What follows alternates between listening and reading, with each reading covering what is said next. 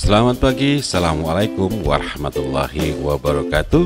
Kita bertemu kembali di channel Berkebun di Belakang Rumah.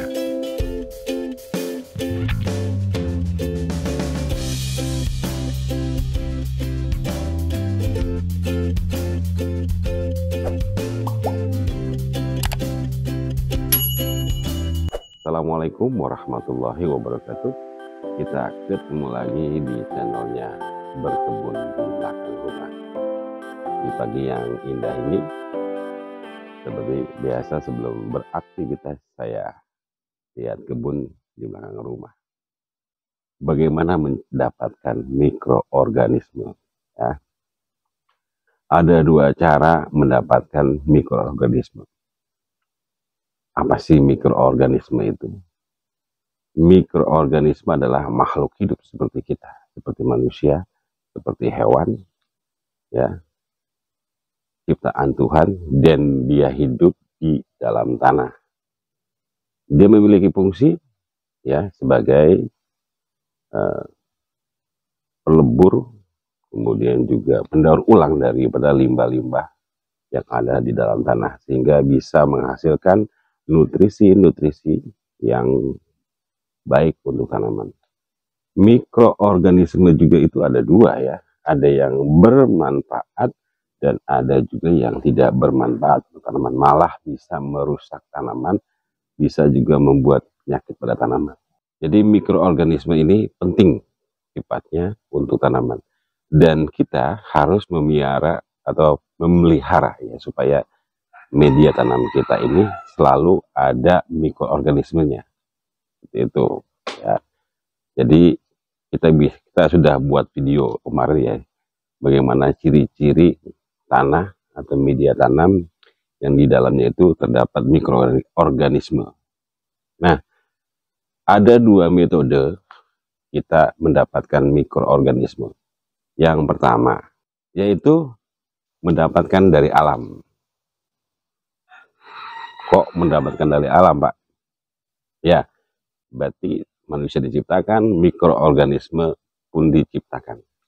Salah satu buktinya, ya, di hutan yang cukup banyak tanaman dan menghasilkan limbah daun yang jatuh ke dalam tanah, ya, ke bawah tanah, ya, itu tiap hari selalu jatuh dan terus. Kenapa tidak bertumpuk? Kalau setahun, 2 tahun, 3 tahun, 4 tahun, 5 tahun, dan seterusnya, puluhan tahun, ratusan tahun, kalau tidak ada yang namanya mikroorganisme, daun-daun tersebut tidak akan bisa terurai. Ya, jadi Tuhan menciptakan juga. Nah, cara pertama ini kita mengambil dari alam. Jadi kita ambil, ya, kemudian kita perbanyak di daerah kita, di tempat kita. Jadi istilahnya MOL, ya, mikroorganisme lokal.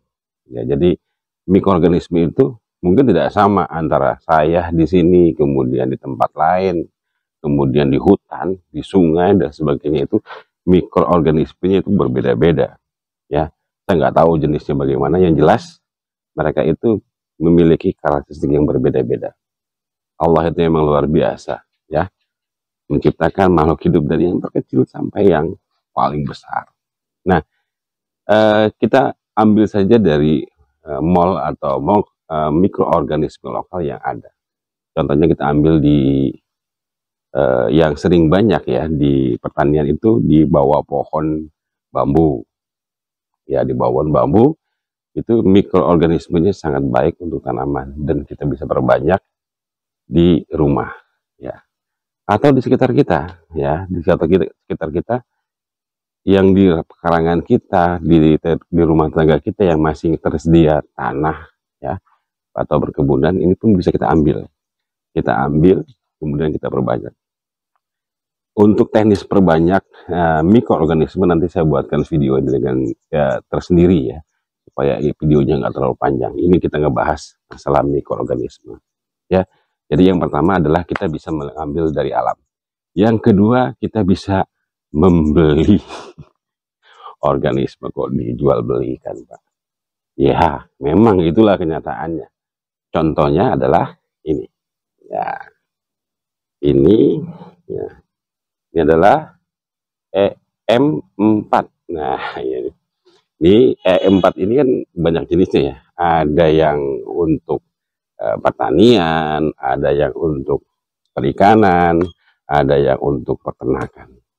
Ini merupakan mikroorganisme yang dijual belikan. Ya, dijual belikan. Kalau ini dijual belikan berarti memang mikroorganisme ini penting, ya gitu ya. Penting untuk tanaman. Nah, kalau yang nggak mau cari-cari di luaran sana, ya mikroorganismenya bisa membeli EM4 ini. Nah, EM4 ini dengan harga sekitar 30 sampai 25.000 per botol 1 liter semacam ini. Ya. Jadi ada 3 jenis, sekali lagi ada untuk pertanian, perikanan, dan peternakan. Nah, di dalam mikroorganisme ini sifatnya dia masih tertidur lelap, gitu ya, tertidur lelap. Jadi kalau kita nanti mengaplikasikannya di tanaman kita, ini perlu diaktifasikan dulu, ya, diaktifasi, dibangunkan dari tidurnya. Yang tadinya tidur harus dibangunkan.